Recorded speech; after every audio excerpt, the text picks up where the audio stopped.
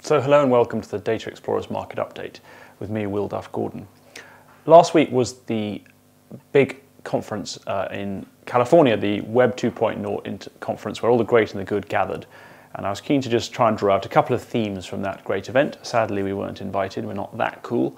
But there were a couple of themes to us anyway. And one is that we're all told to basically get social media or die. So said the Facebook and the MySpace people. And that clearly means, more and more information. Make all your information available as much as possible over the internet and available over as many different platforms on the internet as possible, because the other statistic that came out from a Morgan Stanley presentation was that sales of smartphones are kind of galloping ahead of PC sales. So if you look at combined sales of desktop PCs and notebooks, well, smartphone sales represents 3/4 of those sales this year and is going to overtake them probably by the end of 2012. So clearly, the order of the day then is fast internet speed into your smartphones so that you can consume the social media and you can be connected and up to date. And I thought, well, let's have a look at the companies who stand to benefit, who are offering the fastest possible data and bandwidth for wireless devices. And clearly, this is people who are offering kind of potentially 4G. You may have heard of, I'm pleased to have 3G, but 4G is the next generation speed with which you can get data on your mobile phone or your smartphone. Now, Clearwire is a US company that offers 4G technology.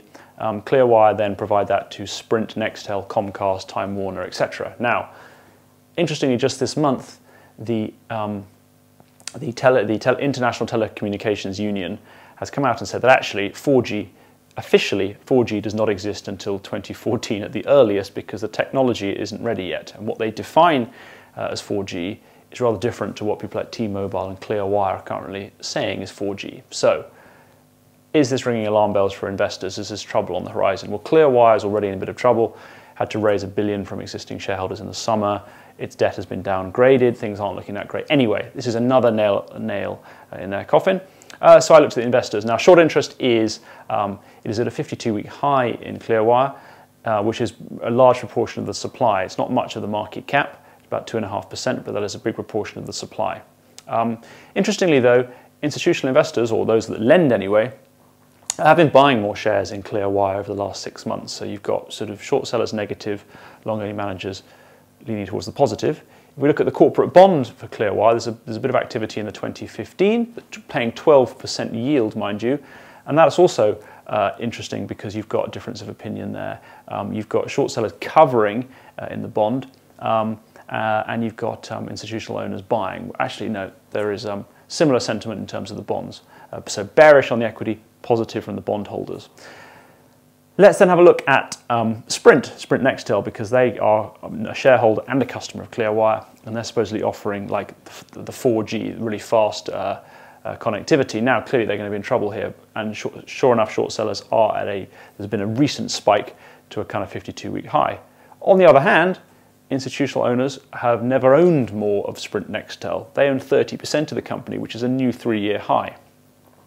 On the bond side, again, difference of opinion. I've probably got you hopelessly lost now, but it is quite confusing.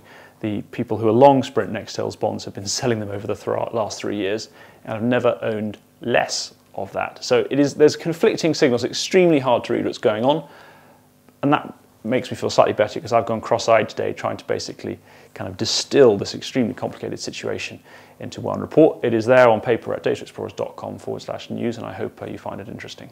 Thank you for watching.